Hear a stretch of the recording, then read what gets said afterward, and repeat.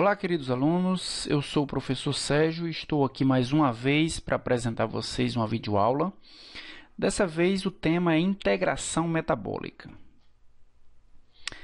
Então, nós sabemos que para que o metabolismo celular funcione, existe a participação de diversos órgãos, como o tecido adiposo, o tecido muscular, o fígado, o pâncreas. Cada um participa com a sua contribuição, com a formação de determinados compostos, que por sua vez vão fazer alguns sistemas funcionários, como o intestino delgado, como o encéfalo, como o coração. E, na verdade, nenhum desses órgãos funcionaria sozinho. Ele está na dependência da produção de substâncias por outros órgãos. E é assim, por exemplo, que o tecido adiposo sintetiza e mobiliza ácidos graxos, triglicerídeos, para fornecer o material, para fornecer a fonte energética durante momentos em que a glicemia esteja baixa. E assim, por exemplo, também que o tecido muscular, ele utiliza esses ácidos graxos, não só os ácidos graxos que vêm do metabolismo dos lipócitos, né? mas também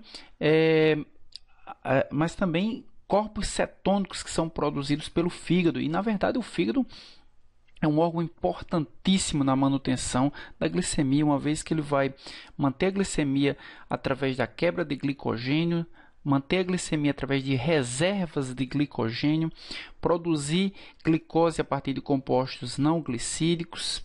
E o pâncreas também tem o seu papel importante na integração desse metabolismo, produzindo alguns hormônios de extrema importância na regulação do catabolismo ou do anabolismo da glicose, que é a insulina e o glucagon principalmente. Então, nós podemos ver nessa figura, essa figura mostra o mapa metabólico humano. Nós podemos ver que, na verdade, todo o metabolismo está integrado. Aqui em cima nós podemos ver o metabolismo de carboidratos, mas ele está integrado com o metabolismo de lipídios, por exemplo. Então, excesso de carboidratos vão se transformar em lipídios.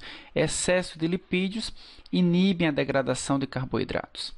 Assim como o metabolismo de nucleotídeos, que está intimamente integrado com o metabolismo de carboidratos.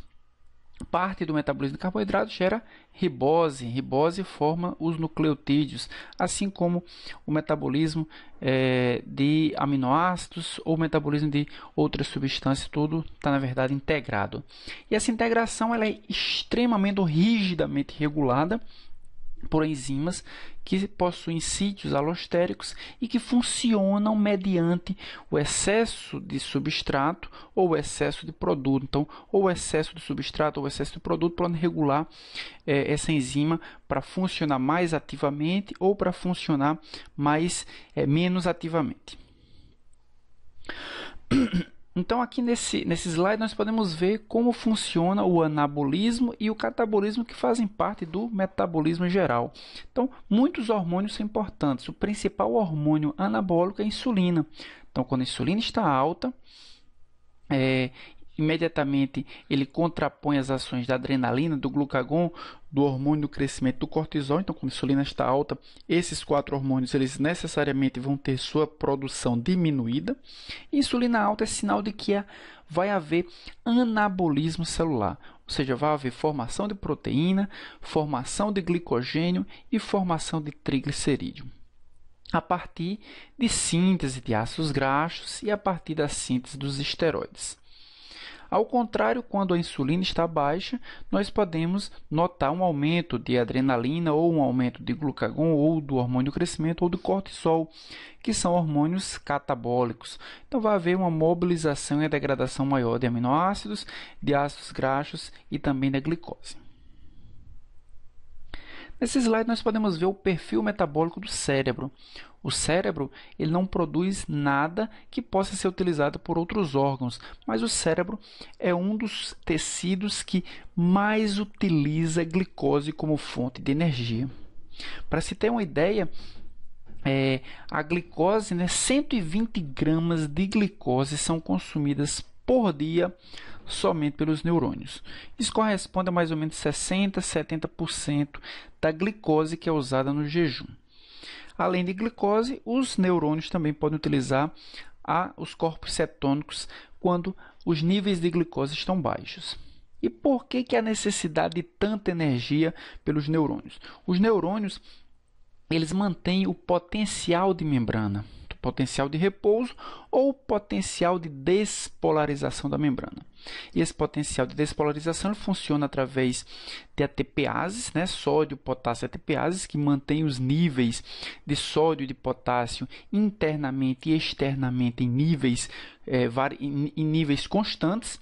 E essa manutenção desses níveis constantes, a necessidade de ATP.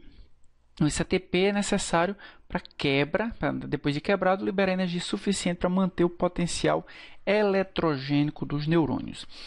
Então, numa dieta normal, o neurônio utiliza principalmente glicose como fonte de energia. Essa glicose ela vai ser totalmente oxidada até CO2 e durante momentos de jejum, os corpos cetônicos são uma excelente alternativa que também vão ser utilizados como fonte de energia até ser totalmente metabolizado a CO2. O músculo. Como é o perfil metabólico do músculo? Então, o músculo também precisa de uma grande quantidade de energia para promover a contração das fibras, a contração da actina e da miosina. E os músculos eles utilizam preferencialmente também a glicose. Quando a glicose está elevada, ele vai utilizar a glicose. Entretanto, em níveis baixos de contração muscular, ele também, além da glicose, vai utilizar os corpos cetônicos e os ácidos graxos. Então, corpos cetônicos e os ácidos graxos são os principais combustíveis do tecido muscular, certo? Entretanto, o tecido muscular possui um elevado estoque, uma elevada reserva de glicogênio. Para você ter uma ideia, para aproximadamente 3/4 de todo o glicogênio celular, ele é armazenado no músculo, certo? E isso serve para quê? Isso serve para quando houver uma necessidade de contração mais intensa, esse glicogênio muscular ele vai ser quebrado até glicose, e a glicose pode ser quebrada até lactato. Então, a glicose pode ser o glicogênio pode gerar glicose que pode, em momentos de contrações leves, em necessidades leves de contração muscular, ser quebrado até CO2, ou seja, uma oxidação completa, mas em momentos de contração vigorosa, essa glicose vinda do sangue ou vinda do glicogênio, ela vai ser quebrada até lactato. E por que em contrações vigorosas o glicogênio vai ser quebrado até lactato? Vai ser quebrado porque ele vai produzir menos energia do que a oxidação completa, mas essa transformação ou esse fornecimento da energia vai ser muito mais rápido. Então, ele vai promover a formação do piruvato, e o piruvato ele vai ser reduzido a lactato, produzindo assim composto de alta energia, que é o piruvato, que vai ser quebrado até lactato, produz um pouco menos de glicose, mas produz de forma muito mais rápida. Desse lado direito aqui do slide, nós podemos ver o ciclo de Cori. O que seria o ciclo de Cori? O ciclo de Cori é quando o glicogênio ele vai ser quebrado até glicose. A glicose vai sendo oxidada parcialmente até piruvato, vai gerar ATP para contração muscular. O ATP, o piruvato formado, ele é convertido em lactato para poder oxidar novamente o NADH. Então, NADH vai ser oxidado até NAD para que ele possa novamente oxidar, para que ele possa novamente ser utilizado na via glicolítica. Esse lactato ele é o responsável pelas cãibras, pela intoxicação das fibras musculares e pela geração e pelo aparecimento das cãibras. Então, ele precisa ser rapidamente eliminado. Uma das formas que o músculo encontrou de eliminar o lactato é jogando o lactato no sangue. O lactato vai até o músculo, vai até o fígado, e no fígado o lactato ele é convertido, ele é utilizado como fonte precursora de glicose na gliconeogênese para a produção de glicose, que a glicose, portanto, é fornecida novamente ao músculo para imediatamente ser utilizada para a formação de mais lactato ou para estoque na forma de glicogênio. Então, o músculo, em contrações leves, utiliza principalmente ácidos graxos, corpos cetônicos e glicose e faz a oxidação completa, a oxidação até CO2.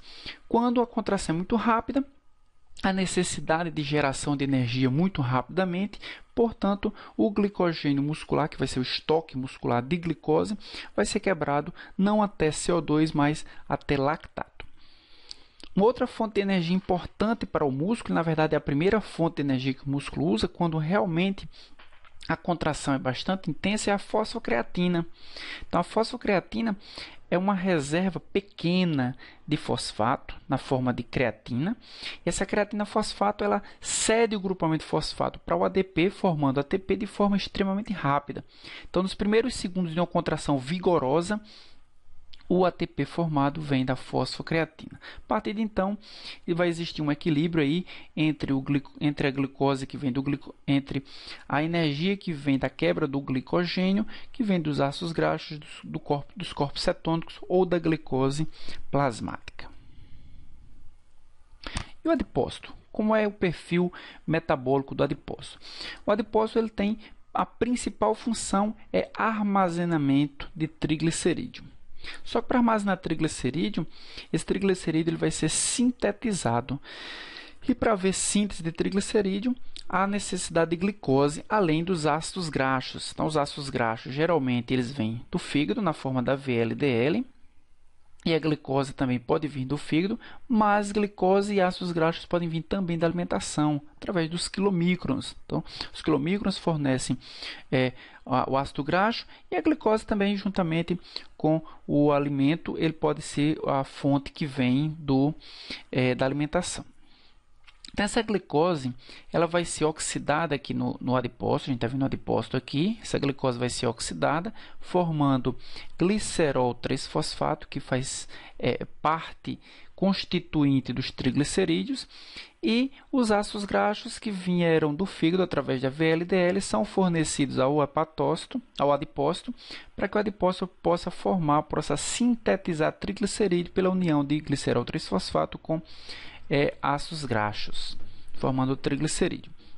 Então, esse triglicerídeo ele vai ser armazenado, vai manter os seus estoques até que haja necessidade de quebra de ácidos graxos. E essa necessidade é promovida quando há diminuição de glicose no sangue. Diminuição de glicose no sangue estimula o pâncreas, as células alfa pancreáticas, a produzir, a sintetizar, a liberar o glucagon. Portanto, o glucagon vai agir nesse tipo celular, no adipócito, promovendo a quebra de triglicerídeos, liberando o glicerol, que vai para o fígado, vai entrar na via da gliconeogênese, liberando os ácidos graxos, que pode ir para o fígado também, pode ir para o tecido muscular esquelético, pode ir para o tecido muscular cardíaco, ser utilizado nas reações da beta-oxidação. E o adipócito? Bem, e o hepatócito? O hepatócito ele tem inúmeras funções, né? Então, dependendo do tipo da macromolécula que vai ser utilizada como fonte metabólica, o hepatócito ele vai ter diversas funções. Vamos começar aqui pela glicose. Como é o perfil metabólico do fígado quando utiliza glicose? Então, quando a glicose ele entra dentro do hepatócito, a primeira reação é a fosforilação da glicose, produzindo glicose 6-fosfato. E qual é o intuito do fígado quando produz glicose 6-fosfato? É aprisionar a glicose dentro dessa célula. Quando a glicose entra, ela entra através de transportadores. E esses transportadores levam a glicose porque a glicose é extremamente hidrofílica, não consegue atravessar a membrana plasmática dos hepatócitos e ela tem que atravessar através desse transportador. Só que da mesma forma que o transportador leva a glicose para dentro, ele pode levar a glicose para fora. Isso vai depender somente dos níveis de concentração desse carboidrato dentro ou fora da célula. Uma das formas que o hepatócito encontrou de manter a glicose dentro da célula é fosforilando, gerando uma carga negativa na glicose. Ele impede que o transportador consiga levar de volta a glicose para fora da célula. Então, ele não precisa gastar mais energia para manter a glicose dentro da célula. Então, a primeira coisa que vai acontecer aqui para a glicose é fosforilação. Então, o fígado fosforila a glicose, transformando em glicose 6-fosfato. Depois que ela é fosforilada, ela pode seguir vários caminhos. Se houver necessidade de outros tecidos utilizar a glicose, essa glicose ela vai ser desfosforilada através de uma fosfatase e vai cair na corrente sanguínea para manter os níveis glicêmicos do organismo. Mas ele em excesso, ou melhor, essa glicose em excesso poderá ir para a síntese do glicogênio hepático, que é a glicogênese. Então, a glicose é utilizada como monômero para a síntese de glicogênio.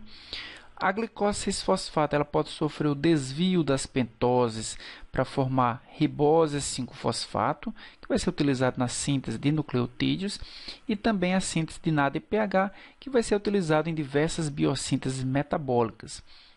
Além disso, o fígado pode utilizar a glicose 6-fosfato também para produzir energia.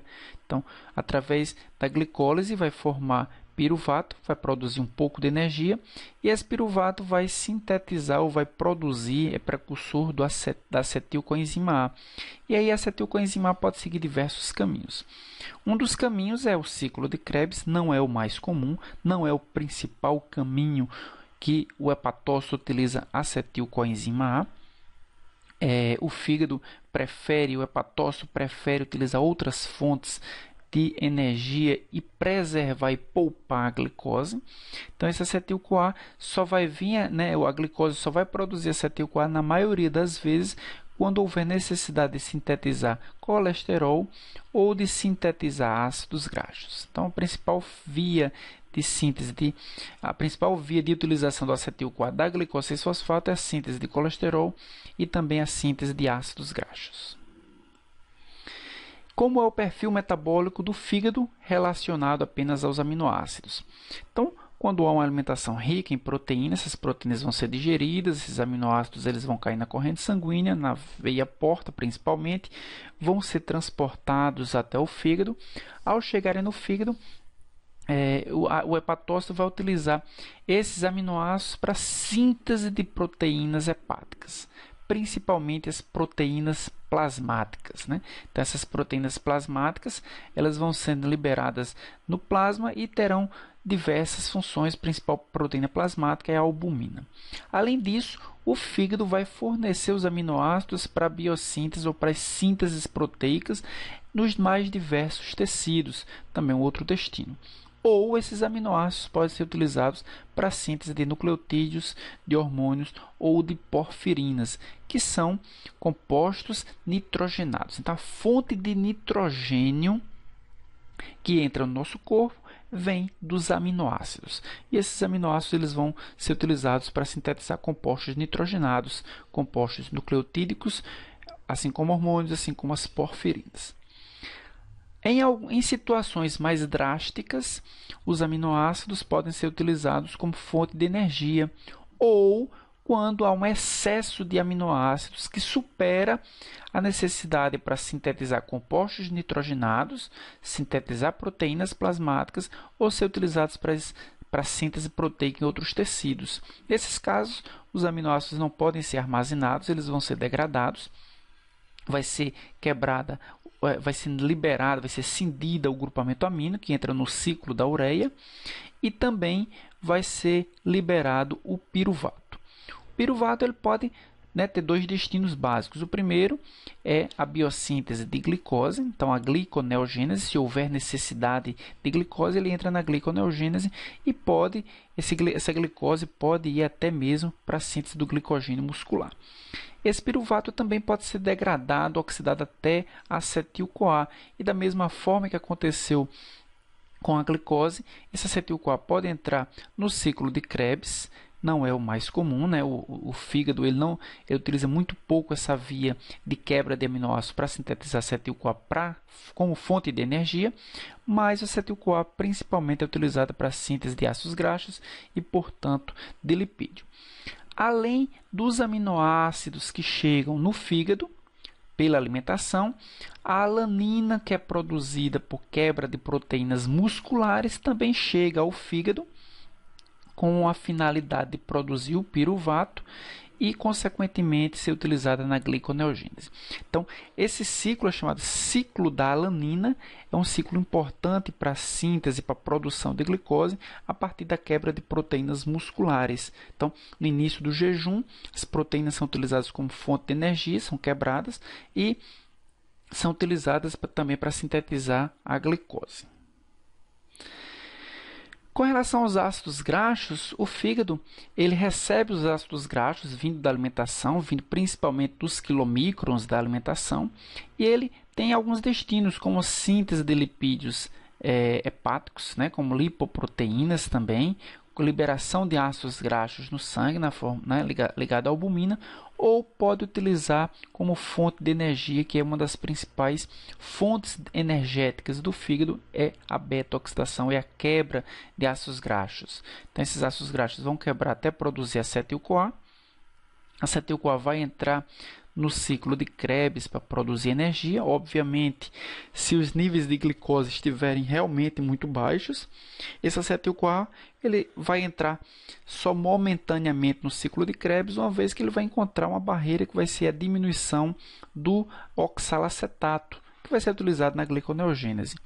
O aumento desse acetil-CoA, que não consegue mais entrar no ciclo de Krebs, vai ser desviado para a produção de corpos cetônicos, que vai alimentar tecidos que que preferem a utilização de glicose como fonte de energia, mas a acetil-CoA em excesso também vai ser utilizado para a produção de colesterol, de hormônios esteroides e também de sais biliares. Mas o nosso corpo, né, o organismo como um todo, ele sofre adaptações metabólicas. Essas adaptações elas dependem do balanço, né, entre a quantidade de nutrientes que tem ou a quantidade de nutrientes que falta. A escassez e a abundância de nutrientes ele regula enzimas para que essas enzimas possam funcionar adequadamente de acordo com a necessidade e a manutenção do equilíbrio orgânico. Então, nós podemos ver nessa tabela aí que as fases do jejum de um ser humano muda exatamente o perfil metabólico dos tecidos. Então, aqueles tecidos que a gente viu ainda há pouco de uma forma, numa utilização normal dos seus metabólitos, eles funcionam de forma diferente quando há determinadas necessidades. Então, essa fase de jejum ela pode ser dividida, né? Aliás, esse metabolismo do jejum ele pode ser dividido, na verdade, em 5 fases. Nessa primeira fase, a gente pode ver aqui, a origem da glicose ela é exógena, ou seja, é alguém que acabou de se alimentar, por exemplo. Então, se acabou de se alimentar, a glicose está bem alta no sangue. Então, nós podemos ver aqui, ó, na primeira fase, nós temos uma elevação grande de glicose. E essa fase dura mais ou menos 4 horas. Nessas 4 horas, a glicose vai sendo consumida pelos tecidos, a glicose vai diminuindo. Então, todos os tecidos estão utilizando glicose porque a glicose é uma fonte abundante de nutrientes. E o cérebro também, como todos os outros tecidos, está utilizando a glicose. Na segunda fase, que varia a partir de 4 horas da alimentação até mais ou menos 16 horas do momento em que houve a alimentação, nós já temos uma diminuição muito grande da glicose e o início da utilização das fontes de reservas de glicogênio, principalmente o glicogênio hepático.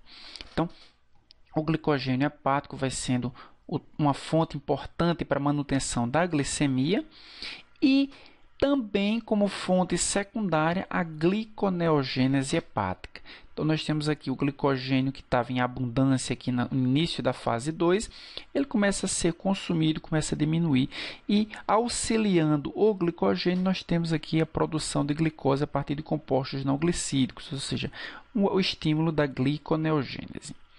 Na fase 3, que começa com 16 horas depois da alimentação e vai até mais ou menos 28 horas, né? Um pouco mais de um dia depois de uma alimentação, ou seja, um dia inteiro sem se alimentar, de jejum, o glicogênio ele já vai estar completamente exaurido. Então, o glicogênio ele dá mais ou menos para um dia em jejum completo. Então, o glicogênio hepático ainda é uma fonte de energia, mas aqui nós já temos uma diminuição muito grande da quantidade desse glicogênio. Então, já toma como principal forma de manutenção da glicemia a gliconeogênese. Então, a gliconeogênese hepática, ela se torna a principal fonte de glicose no plasma. Então, produção de glicose a partir de compostos não glicídicos. Nesse momento, tanto na fase 2 como na fase 3 desse metabolismo, dessa adaptação metabólica, nós temos que músculo e tecido adiposo têm taxas diminuídas de glicose. Então, tanto o músculo como o tecido adiposo que utilizavam no começo glicose, eles já reduzem a utilização da glicose para que haja manutenção da glicemia para cérebro, para eritrócito, para medula renal. E no lugar dessa glicose que era utilizada antes pelo músculo e pelo tecido adiposo, vai sendo utilizado os corpos cetônicos ou principalmente os ácidos graxos. Na fase 4, nós podemos ver que a fase 4 varia de pouco mais de um dia até 24 dias de jejum.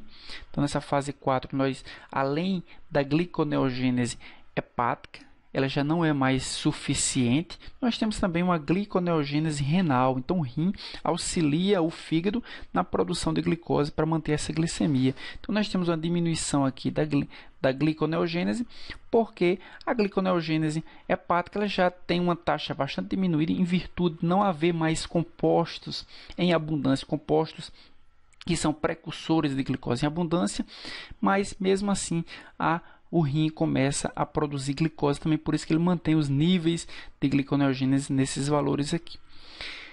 Nesse ponto, na fase 4, passou de 2 dias de jejum até 24 dias de jejum, nós temos que a produção muito grande de corpos cetônicos, em virtude de que esse acetil-CoA que foi utilizado da quebra da gordura, ele já não mais está conseguindo entrar lá no ciclo de Krebs, já não tem mais oxalacetato, foi utilizado todo na gliconeogênese.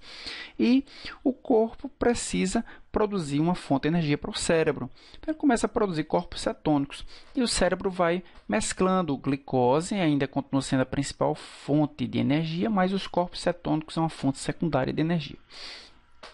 Na fase 5, que varia de 24 dias até mais ou menos até adiante, aqui no gráfico está mostrando 40 dias, nós temos que a gliconeogênese hepática e a gliconeogênese renal são as fontes de manutenção da glicose ainda, que cérebro tem suas taxas diminuídas em relação ao uso da glicose e que a glicose vai sendo utilizada principalmente por eritrócito pela medula renal e que a principal fonte de energia para o cérebro são os corpos cetônicos. A fonte de energia primária do cérebro vai ser os corpos cetônicos e a fonte secundária de energia para o cérebro será, portanto, a glicose. Então, nós podemos ver aqui como se comporta a integração desses órgãos durante o estado absortivo. Então, durante o estado absortivo, logo após a alimentação, o que nós podemos ver aqui, elevada quantidade de glicose e de aminoácidos que entram aqui na veia porta, vão direto para o fígado. Uma quantidade também grande de ácidos graxos, de lipídios, que são utilizados para a formação dos quilomíconos e cai aqui no sistema linfático, que também vai ser levado até o fígado e também vai ser levado até o músculo. Então, a glicose, que está em abundância, ela estimula a produção de insulina, e essa insulina vai sendo utilizada para a síntese do glicogênio. A insulina estimula as enzimas responsáveis, enzimas que entram no metabolismo da biossíntese do glicogênio. Também nós podemos ver aqui que a glicose ela vai ser utilizada pelo fígado, já que a glicose tem abundância, o fígado utiliza a glicose como principal fonte de energia. Então, a glicose vai sendo utilizada pelo fígado para produzir piruvato, produzir acetil-CoA, e o excesso de glicose vai sendo convertido, ou seja, esse acetil-CoA em excesso vai ser convertido em ácidos graxos e, portanto, em triglicerídeo. Esse triglicerídeo vai ser utilizado para a formação das lipoproteínas, principalmente a VLDL, que vai levar esse triglicerídeo até o tecido adiposo para ser armazenado lá. Os aminoácidos também chegam até o fígado, são utilizados para a síntese de proteína, como nós já vimos, são utilizados também para a formação de alfa-cetoácidos, que vão para a utilização, que vão ser usados para sintetizar ureia. Então, o aminoácido não vai ser armazenado, ou ele é utilizado como fonte de energia, utilizado como fonte de síntese de glicose, que não é necessário nesse caso aqui. Então, ele vai ser utilizado para síntese de proteína ou para degradação, de forma, né, liberação na forma de compostos, na forma de ureia. E os lipídios? Bem, os lipídios, parte dele vai ser utilizada pelo próprio músculo para contração muscular. O músculo prefere realmente lipídio, ácidos graxos, para utilizar como fonte de energia. Esses lipídios, além dos quilomicrons, eles também chegam até o músculo através das VLDL, né? E eles são utilizados também para... Eles também são levados pelos quilomicrons até o tecido adiposo, onde vai ser armazenado na forma de triglicerídeo. E a glicose que chega até o fígado também vai ser liberada, né? Ela é inicialmente transformada em glicose 6-fosfato, mas posteriormente a glicose vai sendo liberada para o músculo, que vai utilizar essa glicose, vai oxidar essa glicose completamente até CO2 e água e liberar o seu conteúdo energético para a formação do ATP. Então, nós podemos ver por esse slide que após uma refeição, insulina é o principal hormônio metabólico, né? Esse hormônio é um hormônio anabólico, que vai ser utilizado ou para sintetizar glicogênio, ou para sintetizar triglicerídeo, ou para sintetizar proteína, ou para utilizar esses compostos, né, para serem armazenados como triglicerídeos, por exemplo. Já no estado de jejum, quando a glicose baixa, o que nós podemos ver é que o pâncreas ele sintetiza o glucagon e o glucagon vai atrás dessas reservas energéticas que foram feitas, que foram formadas durante o estado alimentar. Então, o glucagon vai até o fígado utilizar as reservas de glicose, que é o glicogênio. O glicogênio hepático ele vai sendo quebrado para liberar a glicose 6-fosfato. E essa glicose 6-fosfato é a fonte que vai fornecer a glicose para o cérebro. Além disso, também o glucagon vai agir nas proteínas musculares, promovendo a degradação, promovendo a proteólise muscular, liberação de diversos aminoácidos que entram na corrente sanguínea, chegam até o fígado e são utilizados para a formação do piruvato e que entram, portanto, assim na via da gliconeogênese para formar mais glicose, uma vez que nós estamos falando do estado de jejum, glicose está baixa. Além disso, o glucagon também age no tecido adiposo, fazendo com que haja quebra de triglicerídeo, liberando ácidos graxos, liberando o glicerol. O glicerol chega até o fígado, é utilizado, entra na via da gliconeogênese também e vai ser utilizado para a síntese de glicose, também para manter a glicemia, principalmente para o cérebro. E os ácidos graxos vão ser a fonte alternativa de energia, principalmente para o fígado e para músculo esquelético e músculo cardíaco. Bem, agora nós vamos ver como é que o corpo se comporta quando vai escolher o combustível durante o exercício físico. Isso varia se nós levarmos em consideração se o exercício é um exercício aeróbico ou se o exercício é um exercício anaeróbico. Estamos mostrando aqui dois exemplos, corridas longas e corridas rápidas, que representam justamente essas duas condições. Então, durante uma corrida longa, nós temos que a velocidade a qual um corredor ele desenvolve é uma velocidade muito mais lenta do que em corridas mais rápidas. Isso acontece porque durante uma corrida longa os estoques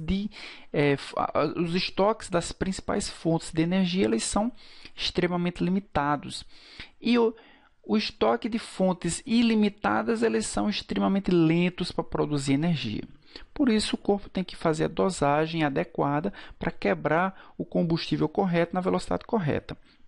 Por isso, durante corridas longas, nós temos que isso é um exercício aeróbico, ou seja, a glicose ela vai ser quebrada completamente até CO2 e água, assim como ácidos graxos vai ser quebrado completamente até CO2 e água. Só que para a glicose ser quebrada até CO2 e água e ácidos graxos também ser quebrado até CO2 e água, nós temos um ganho energético muito grande. Entretanto, esse ganho energético ele repercute no tempo em que vai levar para que esses essas biomoléculas sejam totalmente oxidadas. Então, é um tempo muito mais longo, por isso que o atleta ele desenvolve uma velocidade muito mais lenta. A gente pode ver nesse gráfico aqui, ó, uma velocidade em função do tempo de corrida. Um maratonista ele percorre 42 quilômetros em 2 horas, 6 minutos e 50 segundos, aproximadamente. Isso faz com que esse maratonista ele desenvolva uma velocidade de pouco mais, ou melhor, um pouco menos de 5 metros por segundo em média. Isso acontece porque até a glicose e até ácidos graxos serem quebrados completamente até CO2 e água leva bastante tempo, certo? Então, a principal fonte de energia em corridas longas vai ser esse que está marcado aqui, ó. Quebra do glicogênio até produzir lactato é uma forma, mas ácidos graxos, corpos cetônicos e a glicose sanguínea até CO2, ou seja, até completa oxidação, é a principal forma nesse tipo de exercício. Já nas corridas rápidas, nós podemos perceber um exercício anaeróbico, onde vai ser utilizado inicialmente o ATP, que vai ser o ATP armazenado no músculo, só que ATP não tem grandes quantidades no músculo. Então, todo o ATP armazenado no músculo ele pode ser utilizado em 1 segundo de corrida. A segunda fonte de energia é a fosfocreatina, que vai gerar ATP também, só que a quantidade, o estoque de fosfocreatina também é baixo. Isso gera uma quantidade suficiente para apenas 5 segundos de corrida. Então, um atleta profissional, um atleta como o Usain Bolt, por exemplo, ele consegue fazer os 100 metros rasos em menos de 10 segundos. Isso faz com que ele utilize ATP durante 1 segundo, fosfocreatina durante os outros 5 segundos, mas fica faltando pouco mais de 3 segundos para ele terminar a corrida. A média de velocidade de um atleta de alto nível é próximo de 10 metros por segundo. Então, a gente pode ver que é praticamente o dobro da velocidade de um maratonista. Por quê? Porque a ATP rapidamente ele vai ser quebrado, a fosfocreatina rapidamente produz ATP e os outros segundos que ele precisa de fonte de energia vêm da quebra do glicogênio e glicose, mas não da glicose em CO2 e água, e sim da glicose produzindo lactato, que é muito mais rápido produzir lactato, embora não seja a forma mais eficiente de produzir energia. Glicose para produzir lactato produz muito menos energia do que se fosse produzir CO2 e água. Entretanto, a velocidade com que é produzida é muito maior.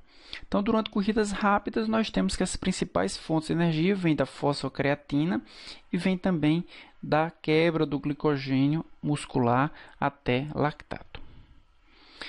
Essa tabelinha aqui mostra claramente como é que funciona.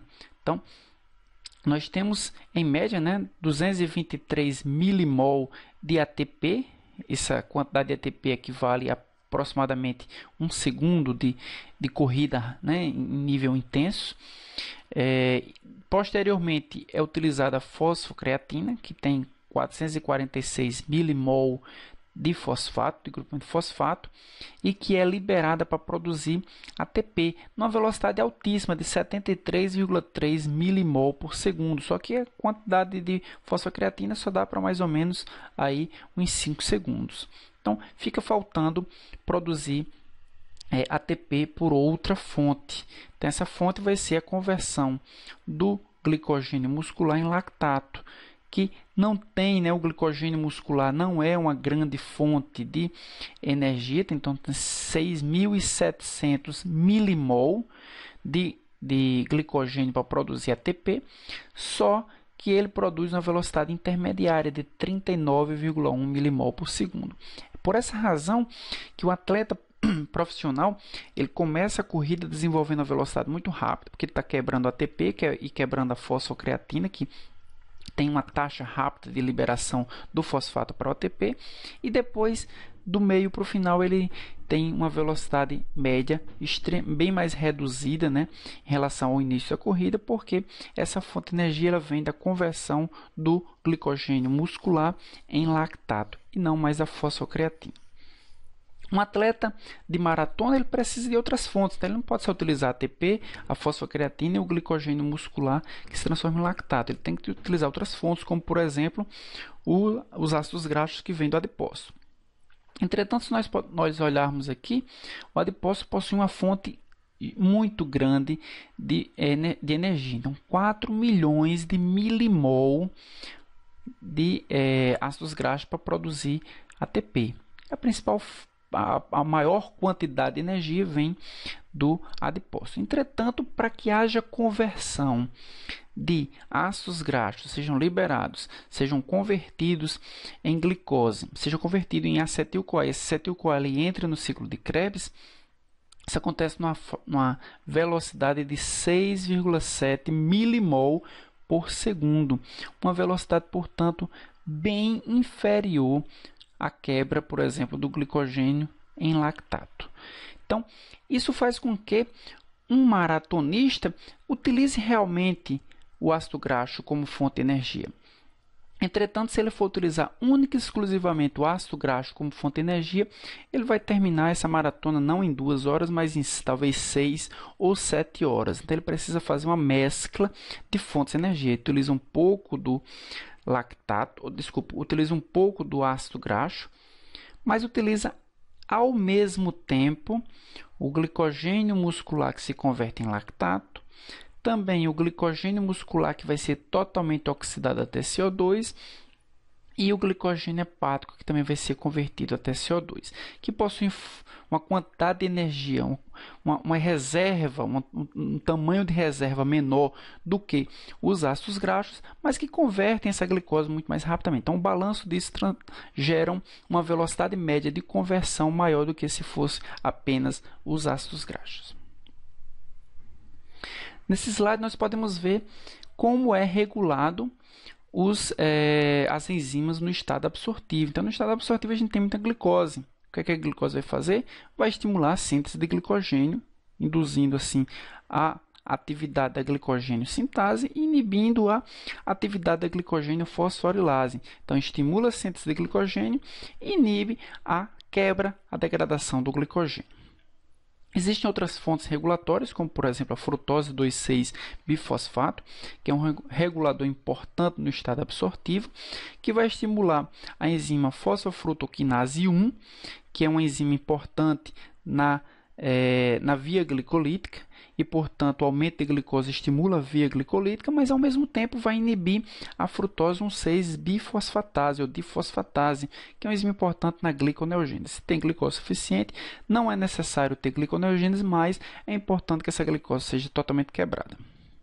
Outra fonte importante, outro ponto importante de regulação no estado absortivo é a frutose 1,6-bifosfato, que também é um intermediário da via glicolítica e que vai estimular a piruvato quinase, uma enzima que vai converter ou que vai sintetizar a partir do fosfenolpiruvato o piruvato para entrar, portanto, no ciclo de Krebs, para entrar na mitocôndria e, consequentemente, no ciclo de Krebs.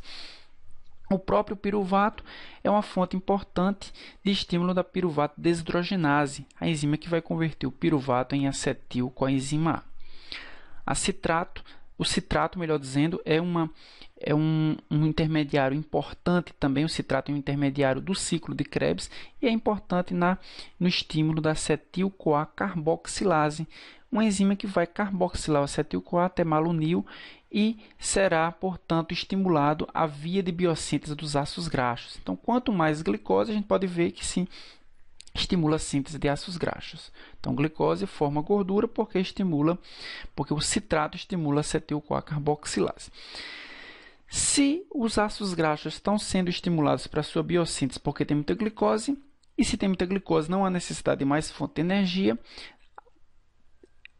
um dos intermediários, que é o malonil-CoA, um dos intermediários da biossíntese dos ácidos graxos, que é o malonil-CoA, vai inibir a quebra dos ácidos graxos, ou seja, vai inibir a beta-oxidação. De que forma? Inibindo a carnitina palmitoiltransferase, que é uma enzima importante que vai ligar o ácido graxo com a carnitina e, portanto, vai auxiliar na entrada do ácido graxo na mitocôndria, para que ele sofra o processo de beta-oxidação. E durante o estado de jejum, como é controlado? Durante o estado de jejum, nós temos diminuição de glicose. Então, se nós temos diminuição de glicose, nós temos diminuição de acetilcoenzima A. O que a acetilcoenzima A faz?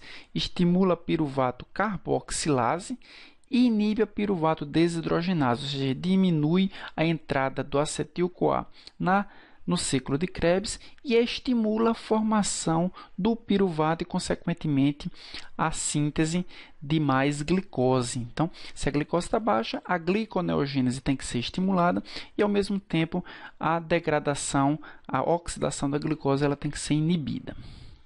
Além disso, o acil-CoA de cadeia longa também vai inibir a acil-CoA carboxilase.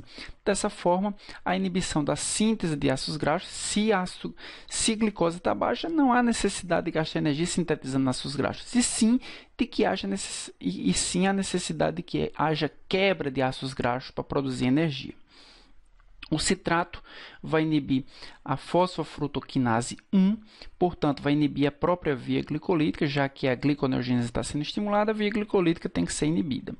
E a frutose 6-fosfato vai inibir a glicoquinase. Então, essas são as principais formas de regulação do metabolismo no estado de jejum. Então é isso, pessoal. Espero que vocês tenham gostado dessa videoaula. Se vocês tiverem algum questionamento, alguma pergunta, dúvidas ou mesmo alguma sugestão para alguma videoaula, algum assunto que vocês queiram que eu prepare a videoaula, podem postar aqui mesmo essa sugestão, o seu comentário. Até mais, até a próxima videoaula.